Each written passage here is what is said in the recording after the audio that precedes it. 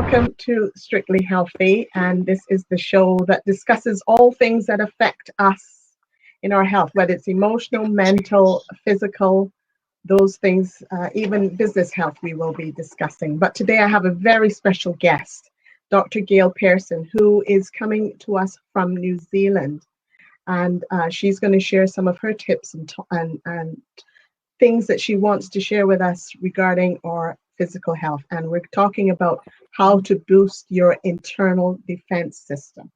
So I want to welcome Gail. Thank you for bearing with me and joining me today. Thank you, Linda. Thanks for being so gracious. Anyway, please do tell us a little bit of an intro about who you are and, just a bit of a bio on yourself, please.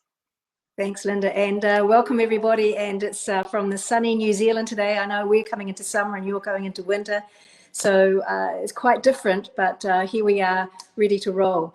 My name is Gail Pearson. I'm a New Zealand trained anaesthetist, or if you come from the States, it's anesthesiologist. My mother said, why can't you do another specialty? Because A, I can't say it, let alone spell it. But anyway, I did anesthesia because I was fascinated with human physiology and linking together the pharmacology or the medical pharmaceuticals was actually a great way to do the combination of the two. So I practice in Auckland, New Zealand, and I've been practicing now for almost 30 years. And during that time, I have found that my practice has evolved. So initially, it was the combination of the physiology and the pharmacology. Anesthesia is a specialty where you can do something and you see a result almost immediately. So you know what you're doing and you can gauge it very, very easily. We've had a whole lot of different drugs that have come in, which have been absolutely fantastic. I've managed to recognize which ones have been going to be game changers, and despite other people being negative. And what happens 10 years later, they're in standard practice. So I feel I've got a good feel for how things, because I'm an observer basically. And anesthesia is all about observation.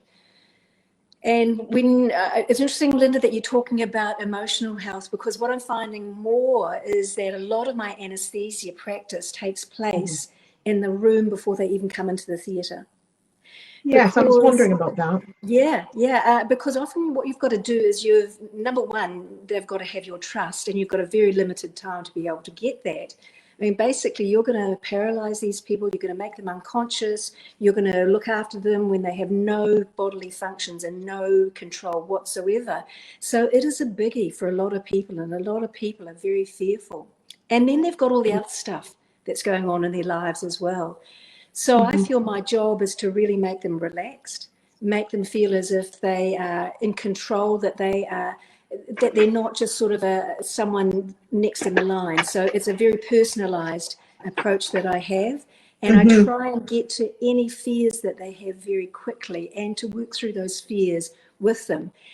And I'm finding that if I can get that emotional healing done first, before I get them into the theatre, it means that I have to use less pharmaceutical drugs for anesthesia. It means that they have a better outcome, and they have a better, their whole mindset is different. So it's again, it's a mindset change as well. Well, I've noticed that anesthesists, I'm not even saying it right this time, but I've noticed that they are some of the kindest people of the medical field. I've noticed that, because they do have to do this caring and so on for people, especially when they're under, isn't it? Yeah, well, that's exactly right. You're caring for an unconscious patient who can't look after themselves. So it's the ultimate in care. And it even goes down to making sure that all of their limbs are all protected, that they're not going to get pressure points. So we have a very holistic way of looking at any patient that comes into our realm, basically. Yeah, great, good.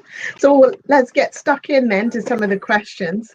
And some of these are from other people as well. They've asked certain questions, but based on the current situation that we're dealing with now, how can we cope with what's happening? How can we help ourselves?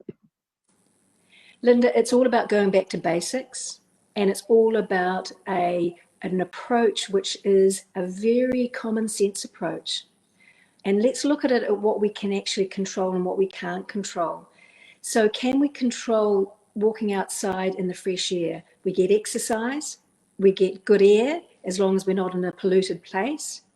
Can we look at our water intake? Is our water intake fresh? Is our water intake not polluted? So those are environmental things that you have to realize. So drinking lots of water, going out for walks, whether it be at lunchtime, whether it be before you start work in the morning, whether it be after work, doing some form of exercise are really important. Then the ones that you can control, those your diet. So you can have healthy food. You don't need to go organic, but you need to have food that is rich in nutrients and rich in vitamins.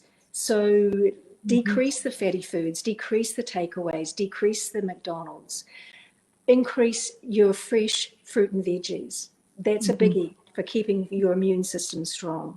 You also want to have good sleep. So you want to be able to make sure that you sleep well. What we find these days are people are on their iPhones or tablets right until they go to sleep at night. And what they're doing is they're not actually getting their body ready for what the body needs to do, which is regeneration. In the evening or at nighttime, your body regenerates. That's when the body makes more cells, the mitochondria connect more. It's rejuvenation. So sleep is very, very important. And we live in a technological age where these things come to bombard us. And we've got to just take a step back, I think, to go back to basics. Good food, good water, good environment. And those are the things that everybody can do. Yes, it's not a brainer. Everyone can do that. Yes, yeah, that's true. We all have that option, don't we? Yeah. But I've been hearing a bit more about our Nfr2 pathways. Can you tell us a little bit about that? You have some knowledge of that? Can you explain it to us? Yeah, well, this came to me a couple of years ago, and so I've been delving into the science of the Nrf2 pathway. And you might say, well, that's a funny sort of name. It is actually a shortened version for a very long name, and medical people do that. We make, sort of shortened versions, very long names. It all goes back to about 1969. Now, that's quite a long time ago. I was still little when they found an enzyme called Superoxide Dismutase. And you might say, well, why is that important? It was important because that is the antioxidant enzyme that is in every single cell of your body. Okay? Everyone knows about that. You take antioxidants because they're good for you. All right? Everyone knows that these days. So they found that enzyme. But it took them until 2004 before they could find what stimulated that enzyme. Okay, yes. What stimulated that enzyme was a pathway, a genetic pathway called the Nrf2 pathway. Okay. Now, So basically, the Nrf2 is a protein that sits on the outside of the cell wall. And when you stimulate that protein by a series of complex reactions, it goes into the nucleus of the cell and it tells that antioxidant enzyme, superoxide dismutase, to start to work. So you are now working in every single cell of your body to produce your own antioxidant enzymes. It's great, isn't it? Yeah. But tell me, how does that then affect oxidative stress? Can you share that? People here probably don't know what oxidative stress is. I mean, yes, it's we could a combination talk about that. Yeah. So what happens is that when we're young, those enzymes like superoxide dismutase are functioning, they're going boom, boom, boom, boom, boom. But after the age of about 25, those antioxidant enzymes that we've got in our own body, they don't work as well. And as you get older, they work less and less and less. And we know that. And that's why the fad has been, take antioxidants, let's take antioxidants. It's not enough because you actually have got to make antioxidants in each of your cell. Oxidative stress is an imbalance. So it is an imbalance of too many oxygen-free radicals. Now, oxygen-free radicals, I have to go into the science here because otherwise I can't really explain That's it. So fine. please excuse me a little bit like that. Oxygen-free radicals damage cells. We produce some of them normally during our breathing. They come from the mitochondria. So we produce oxygen-free radicals, but These days, we are bombarded with oxygen-free radicals from physical things like the water, like the atmosphere, like Wi-Fi, like technology, from emotional stresses, you know, difficult job, difficult relationships, grieving. They all create oxygen-free radicals. Bad food, oxygen-free radicals. And the body can't cope with those oxygen-free radicals because it hasn't got enough antioxidant enzymes to be able to neutralize them. So what we're getting is we're getting oxygen-free radicals damaging cells, sort of like rusting from the inside out. And so what oxidative stress is the imbalance of when you haven't got enough enzymes to be able to counteract those terrible free radicals because they are damaging cells. And when they damage cells, they'll damage every single organ in your body, all of the tissues in your body, and basically your cellular health goes downhill. Right. That's very interesting, actually. But I've only just heard about oxidative stress. Do doctors generally know about it? Well, you know, I did medical school in the 70s and 80s, and there was no inkling of oxidative stress at all. We were never taught about that. We weren't taught about nutrition. I think we probably had half an afternoon in nutrition in medical school. So it's different these days. They are getting a little bit more information about nutrition and its value on the cellular processes. But a lot of the doctors out there just have no idea about oxidative stress. And if you talk to them about the Nrf2 pathway, they have no idea whatsoever. So my job is to get out there and to educate people, whether they be lay people, whether they be professional people, about the power of turning on specific genes in your body to do your work yourself. Healing from the inside out rather than from the outside in. That's very key, isn't it? That we do that. We try to heal ourselves somehow. Is there anything else that we can do to sort of help ourselves? Look, Lynn, as I said, you know, we can all do the basics, as I said before in the run up to this. And if we activate the Nrf2 pathway, it's a master genetic regulator. So it not only regulates the antioxidant enzymes, but it regulates about 250 other genes that we've got in our bodies. So we are seeing differences in the genetic expression or the epigenetics in our bodies. And epigenetics is a big word these days. We know that our DNA is not fixed. Our genes are little small blocks that make up our DNA, sort of like Lego blocks. And the DNA once was thought that it was fixed, that you couldn't do anything to it. But we now know that you can actually influence it. You can influence by your environment. You can influence it through what you take orally. There are lots of ways that you can influence your gene structure. And they've done a lot of studies on identical twins who have been put in different situations and seen the environmental changes and what effects they had on their genetic structure, because they had exactly the same genes, but the expression was different. So what I'm saying is that we can change what we've been born with. And that's a really exciting new science, nutrigenomics. Yeah. Yes. And it seems like the universities and so on are coming to grips with this thought as well, this idea, isn't it? There's a lot There of were studies done. That's exactly right. The human genome was mapped in 2003, and they found the Nrf2 pathway in 2004. So what happened then was that a lot of the universities, especially in the States, a lot of very high achieving universities, Washington State University, for one example, looked at the Nrf2 pathway, and they said that this pathway is going to change the face of medicine. That's basically what they said, because it is looking at things in a totally different light, a totally different approach, and a way that we can look at all the insults that we have in modern day life, which were not there 100 years ago. We just didn't have that. So then is there something that else that can be done in terms of helping ourselves to get there with the this expression, I guess, or the Nrf2? Is there something else that we can do or take, or what else can we do to help ourselves, because this is new, isn't it? It is. I came across a combination of natural ingredients which actually put together in a tablet, which actually stimulates this pathway. And the science behind this is phenomenal, all by independent universities. And it's something that will stimulate the pathway so much stronger than anything else.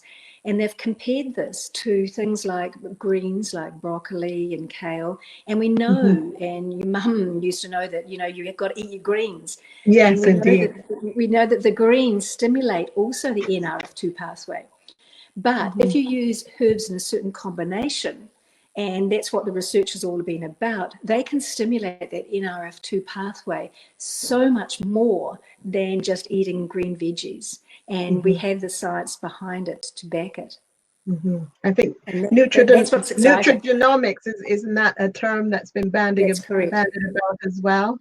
So nutrigenomics is a new science, and basically it means nutrition affecting your genome or your genes, and they just put them together, nutrigenomics. So we are now using natural substances or nutrition to affect your genetic structure, to affect the expression of your genes. And it's powerful stuff, because, as I said before, you are now stimulating antioxidant enzymes in every single cell of your body. So you're not taking antioxidants. That's sort of like throwing a teaspoon of water on a house fire. What you're doing is making your own, which is like having a bucket from a helicopter go all over a house fire. So it's that sort of degree of difference that we can do, and that's why it's so incredible. I'm not saying that. Sorry. No, you carry on. Well, I'm just saying, if you compare it to something like blueberries, which we know are a great antioxidant, to get the same effect, you would need something like 9 punnets of blueberries per day to get the same sort of effect. And we know that blueberries are a great antioxidant, red wine's a great antioxidant. The amount that we need for that is just minuscule compared to what we can do if we can activate that pathway specifically. And that's what the science is all about. And that's what I came in with, this whole new way of doing things, because the science is so robust. And I really feel that everybody should be on this. It's so incredible. It's the way of the future. Well, it's exciting, because I guess what you're saying about nutrigenomics, that seems to be a preferable thing to sort of help ourselves with, as opposed to possibly doing other more like medical type things. I don't know what you might say about that. We're very privileged in New Zealand, because we are an island and we have managed to contain the pandemic very easily. And I think, going back to basics again, I think in these days and times, it's important to just keep your immune system robust and healthy.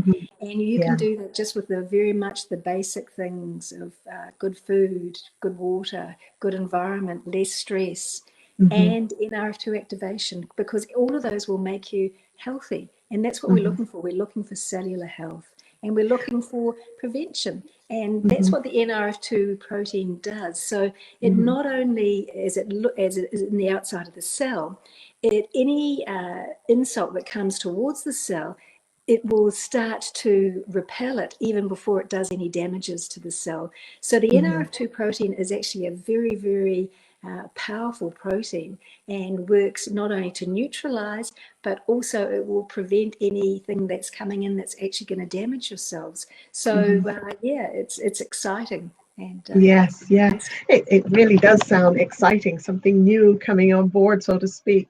But it's not exactly new, but it's something that is just becoming known, isn't it, about how we can help ourselves, and prevention is better than cure, is really what you're saying.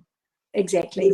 And I think that people have got to realize that we have modern day medical conditions, and we have got to actually try and prevent things as much as possible by maintaining being healthy. And if we can, then we don't have to go down the track of having to do anything that's involved with that. Very good. Well, I did ask for questions and so on, for people to post any questions. So we'll just see. I think we do have a few here. So just bear with me while I read some of these out. So one of the question, a question way back, and maybe you've answered this already. Somebody is interested to know how the body creates oxygen-free radicals. Okay, so what happens is that if you remember back to your high school biology days, you've got a cell and it has a nucleus and it has a lot of little organelles in it. One of those organelles is called mitochondria. Now, the mitochondria are like the batteries of the cell. They make the energy of the cell. So you find that in the organs which need a lot of energy, like the heart and the brain, they have thousands of mitochondria in every single cell. So the process of them producing energy, they produce oxygen-free radicals as a byproduct. Okay, so not only are you getting them from your environment, from your stresses, you're also getting them from each of your cells, from the mitochondria. And you might say, well, how can we reduce that even further? Because we've got the Nrf2 pathway, which will reduce oxidative stress. So that will help with a lot of those oxygen-free radicals. But we also know that there's an Nrf1 pathway. And I don't know whether you wanted to go into that today or not. Yes, please. We'll talk a little bit about that. The Nrf1 pathway is basically, it's responsible for what they call mitochondrial biogenesis. And biogenesis means that it makes more mitochondria, it makes them function better, and it makes them connect better. So that means that any energy that you have, it's like recharging your battery. So when your cell phone goes flat with a battery, it needs a recharge. So basically it's recharging your mitochondria. And the Nrf1 and the Nrf2 actually work together, and they can stimulate each other to make each work more effectively than on their own. So if you can get a product which has Nrf2 and Nrf1, you are counteracting your oxidative stress maximally. And that's what we're looking for. We're looking to counteract that oxidative stress. Remember, oxidative stress is the imbalance of oxygen-free radicals with the oxidative enzymes. And if you can increase your oxidative enzymes and decrease your oxidative stress, health. That's what you get. You get health, you get energy, you get better sleep, you get better well-being, and you get prevention because you are robust. Sounds amazing. Sounds exciting. Now, I have another question here. Stella's asking about animals. Would this work as well with animals as well? Yes, it's interesting, Linda. With this concept. They did a lot of studies in mammals, and it's interesting that the mammals are extremely responsive to Nrf2 activation. And I'm not quite sure why, but I've seen it in a lot of testimonials, and I've seen the science behind it, that Nrf2 activation in animals is phenomenal. It works very quickly, often much more quickly than humans, and it is powerful. And as far as I can see, it's the way of the future for animals. It's incredible. So yes, Stella, go ahead. There is no stopping you. It is fantastic. Great. And another question here, how about our skin? How is that affected by oxidative stress? That's from Catherine. Catherine, our skin is our largest organ in the body. And it also sheds a lot of cells every day, and we replenish our cells every day. So if you're taking anything or you're doing things well, first of all, you'll see your skin feeling better and your hair better, because those are the ones that have got maximal growth. So what happens when you reduce oxidative stress is that you are no longer damaging those cells within the skin. And the skin is actually a very complicated organ. It has multiple layers within it, going from the epidermis to the dermis and layers in between them.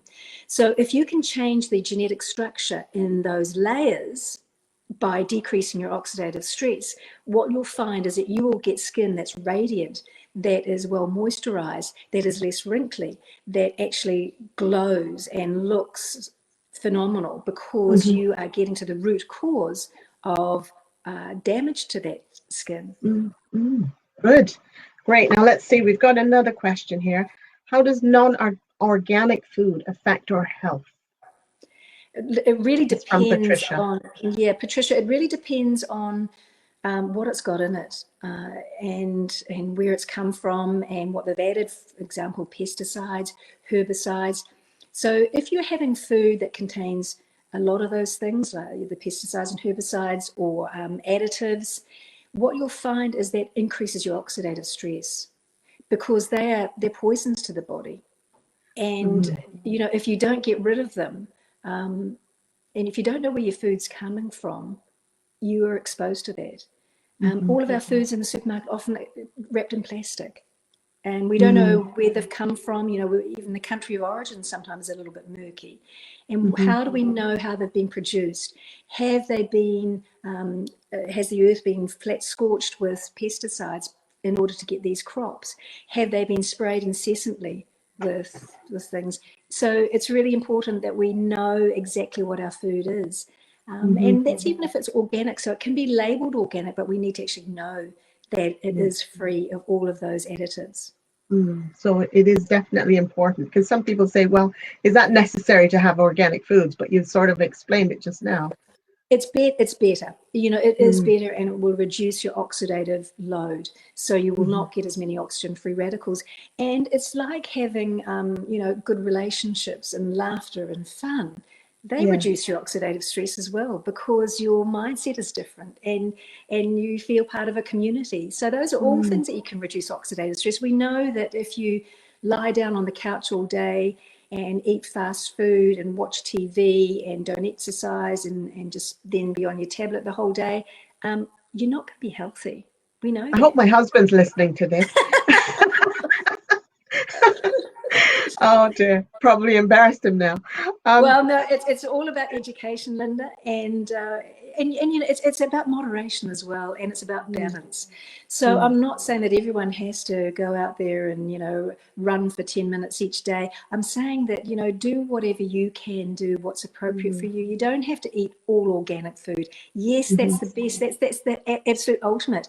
But go where you can fit in. If you can, for example, exercise, a 10-minute walk. Or else just walking up and down the house, doing a few exercises in your bedroom before you get to work in the morning. Just moving, isn't it? Yeah, just moving and keeping your body going, basically. So just please understand that I'm not advocating that everyone should be absolutely on the best of everything, because it's not possible and that's not realistic. We've got to get everybody to fit in where they feel comfortable. Indeed, yes. We still have a few more questions here. Christina's asking about vitamin D. Seems like, you know, that's recommended a fair bit here in the UK. I don't know about New Zealand, but certainly here. Is that something that we should be focusing and concentrating on? Vitamin D is important, and it is important in cellular processes. Fortunately, in New Zealand, we don't have to take that as an adjunct because we are out in the sun a lot. So what I suggest is that maximize your sun exposure without getting sunburnt. We've got a little bit of a balance over here because we have very strong sun. So we don't have any problems with vitamin D deficiency in New Zealand. And I know in UK, when you're going into winter, you know, it's dark at 3 o'clock in the afternoon. It's hard to get out in the sun. So what I'm saying is just get out in that sun whenever you can, even if it's 10 minutes at lunchtime, just sitting in the park or when you're having a break. And that will help you with your vitamin D levels. Great, good. Thank you for that.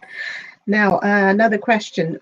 Catherine's asked, yes, she's asking about the Nrf2 activation. Any more effective on older people? Is it more effective on older people?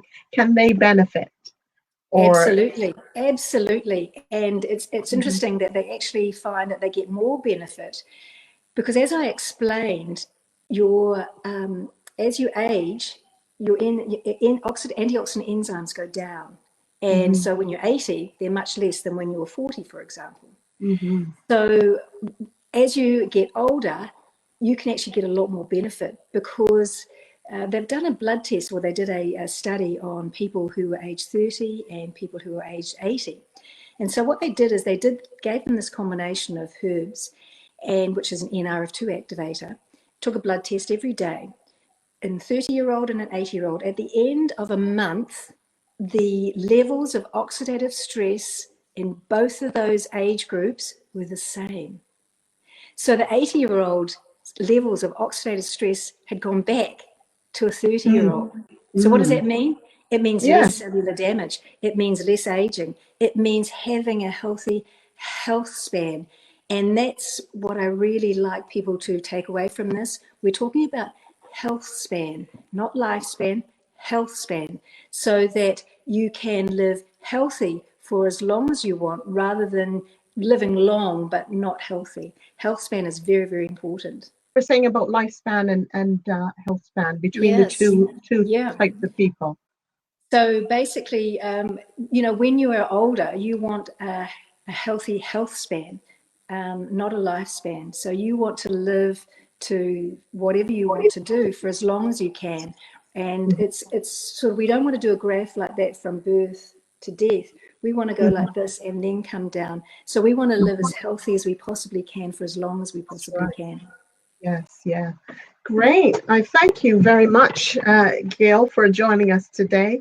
Was there any other tips that you wanted to share? I think at the beginning you talked about those sort of 6 or 7 points that we could actually do to help ourselves, you know, just personally help ourselves. You mentioned walking was one of them. Can you go over some of those points again?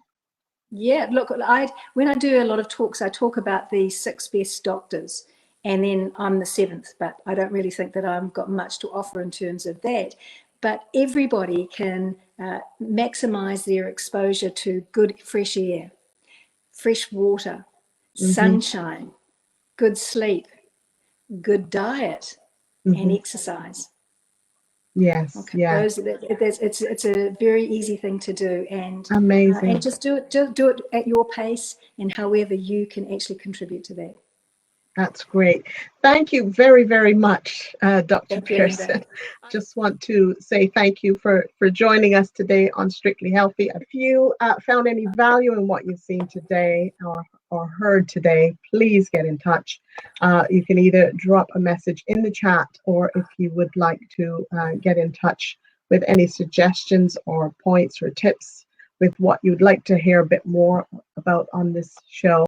But again, if you have any questions or want to find out more about what Dr. Pearson talked about, we would be most pleased to get you the answers. So we look forward to chatting with you soon.